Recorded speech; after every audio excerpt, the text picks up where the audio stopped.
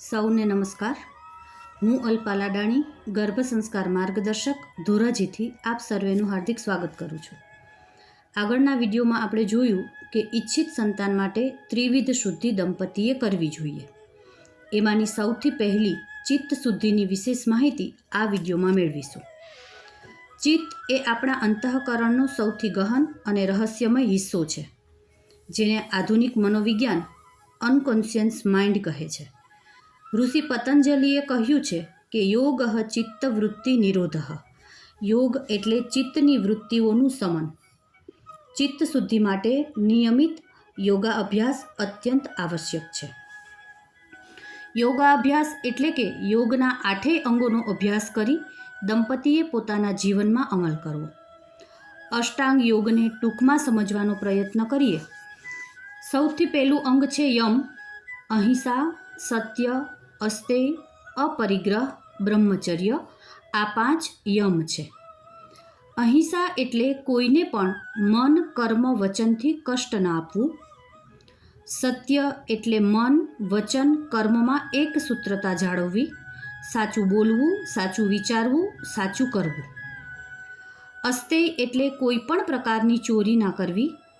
સમય, કામ, વિચાર કે ભાવોની પણ ચોરી ન કરવી. અપરિગ્રહ એટલે બિનજરૂરી વસ્તુઓ કે વિચારોનો સંગ્રહ ન કરવો.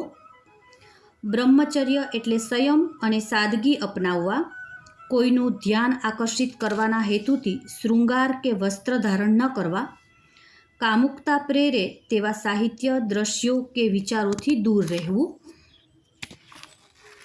બીજું અંગ છે નિયમ. શૌચ, સંતોષ, તપ, સ્વાધ્યાય, ઈશ્વર પ્રણિધાન, આ 5 નિયમ છે.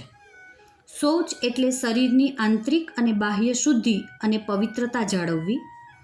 સંતોષ એટલે જે પરિસ્થિતિ છે તેમાં રાજી રહેવું. તપ એટલે પોતાના સારા ઉદ્દેશ્યની સિદ્ધિમાં જે પણ કષ્ટ કે મુશ્કેલી આવે તો પણ નિરંતર ડગ્યા વગર પોતાના લક્ષ્ય તરફ આગળ વધવું. સ્વાધ્યાય એટલે અધ્યયનશીલ બનવું.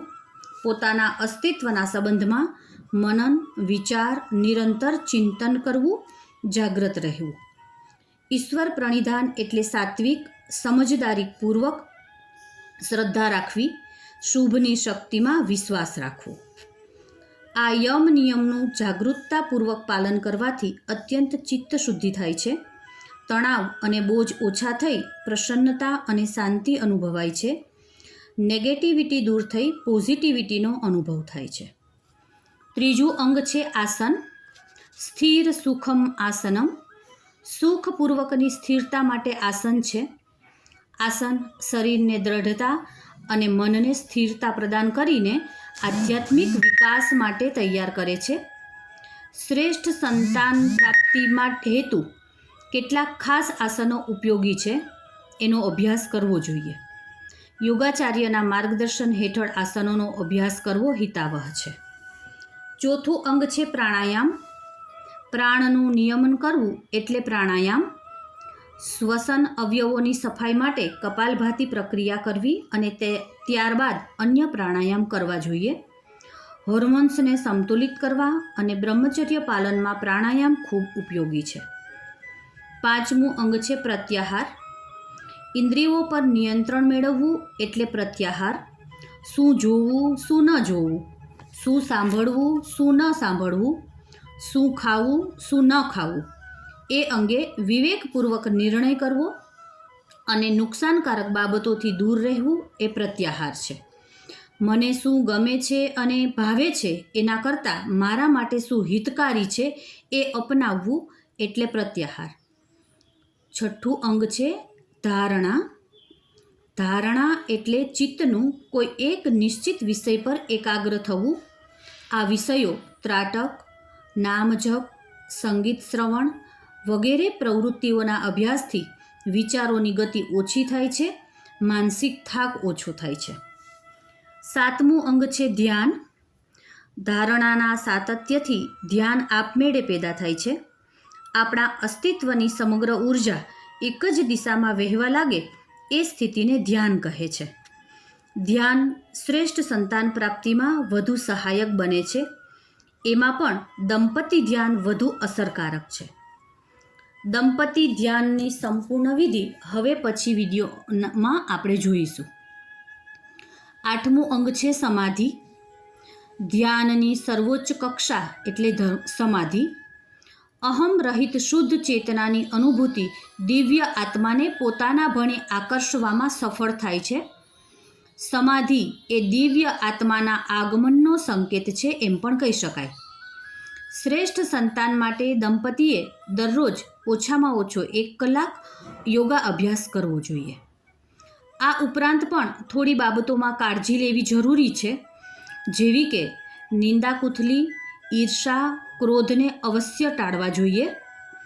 ઘરમાં રહેલો કચરો જેવા કે છાપા, બિનજરૂરી વાસણ, કપડાં, કટલેરી, સૌંદર્ય પ્રસાધનો વસ્તુઓને દૂર કરવા. વહેલા સૂઈ જઈને વહેલા ઉઠવું. દિવસ દરમિયાન થોડો સમય પ્રકૃતિના સાનિધ્યમાં પસાર કરવો. સૂર્યોદય, સૂર્યાસ્ત, રાત્રે ચંદ્ર, તારા, નક્ષત્રોનું દર્શન કરવું. સાત્વિક, તાજો, ઘરનો બનાવેલો આહાર લેવો. આયુષ્ય, બુદ્ધિ, બળ, આરોગ્ય, સુખ અને પ્રીતિ વધે એવો આહાર ગ્રહણ કરવો. સદવાંચન કરવું. દરરોજ કોઈ એવી સદપ્રવૃત્તિ તન મન ધનથી કરવી. એવી પ્રવૃત્તિ કે જેમાં કોઈ વળતરની અપેક્ષા ન હોય, પરંતુ ફક્ત નિજાનંદ મળે. સત્સંગ કરવો. અહીં કોઈ સંપ્રદાયના સત્સંગની વાત નથી, પરંતુ સાત્વિક વિચારોવાળા, સાત્વિક વાણી બોલનારા, સાત્વિક કર્મો કરનારા લોકોનો સંગ કરવો. ચિત્ત શુદ્ધિ માટે સંગીતનું શ્રવણ, ગાયન, વાદન કે નૃત્ય કરવું. ઉપરોક્ત બાબતો પૈકી ચિત્ત શુદ્ધિ માટે જેટલું શક્ય બને એટલું પોતાની અનુકૂળતા અને સમય અનુસાર વધુમાં વધુ કરવું જોઈએ. આપ સર્વેનો ખૂબ ખૂબ આભાર.